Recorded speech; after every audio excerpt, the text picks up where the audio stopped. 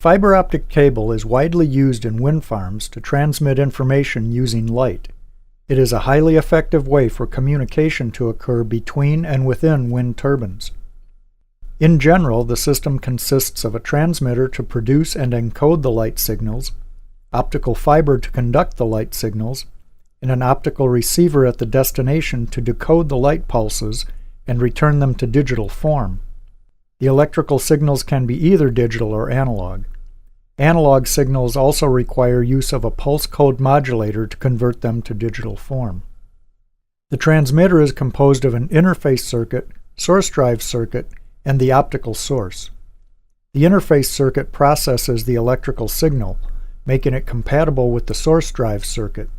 In turn, the source drive circuit varies the current to modulate the optical signal. Finally, the optical source changes the electrical energy into light.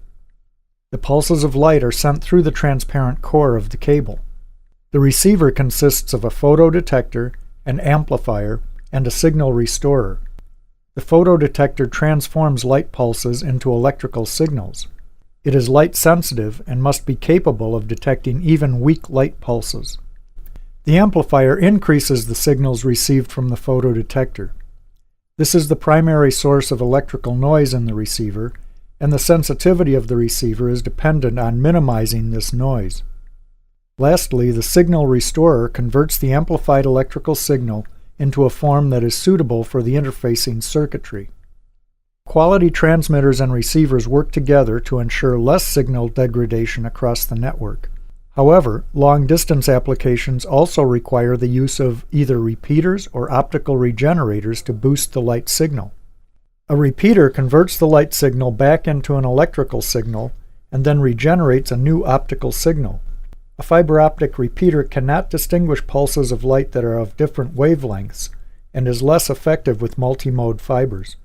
An optical regenerator uses a laser to optically amplify the signal.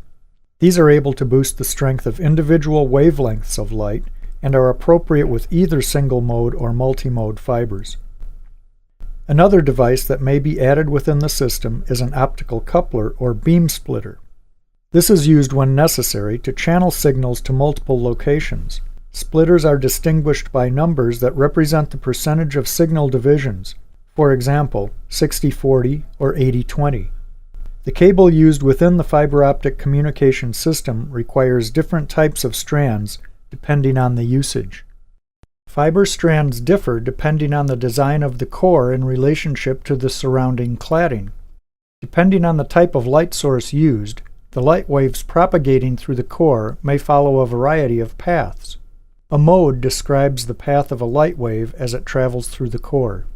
The mode or path is determined by the angle of the light wave entering the strand and the refractive index of the cladding. If the angle of the entering light wave is too sharp, the wave will not propagate through the cable. There are single and multi-mode fiber optic strands.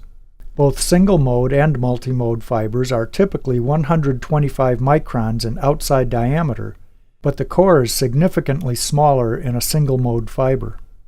Single-mode fibers are approximately 5 to 10 microns in diameter.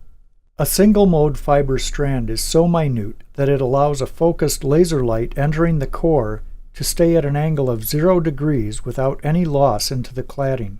Therefore, the bandwidth is almost infinite. It is commonly used to send data over great distances and at high speed. Multimode fiber has a larger core diameter of 50 to 100 microns. The most commonly used sizes are 50 or 62.5 microns in diameter. Multimode fiber can use either laser or LED light sources. The larger numerical aperture allows light waves to enter the core at a variety of angles. If the light wave enters the core at an angle close to 0 degrees, it is referred to as having a lower order mode. As the entering light wave deviates from 0 degrees, the order of the mode increases. The higher the order of the mode, the more the light wave will strike the cladding as it moves down the core. Consequently, a higher order mode takes longer to reach its destination. This timing difference between higher and lower modes creates modal dispersion and degrades system performance. As a result, multi-mode fiber strands are mostly used for data transmission over shorter distances. Multi-mode graded index fibers were developed to address the problem of modal dispersion. Graded index fibers have their highest refractive index at the center of the core. The refractive index of the core declines gradually, so that the value at the outer edge of the core equals the refractive index of the cladding. The higher the refractive index of a medium, the slower the light wave will travel. Therefore, this design reduces modal dispersion by allowing light waves in the outer regions of the core to travel faster than those in the center of the core, causing them to reach their destination simultaneously. This reduces signal loss. Historically, single-mode, multi-mode, and multi-mode graded index fiber strands were made of glass. Now, plastic optical fibers have been developed that offer the same effectiveness as glass multi-mode fibers. Plastic optical fiber is much less difficult to install and maintain, making it preferable in many situations.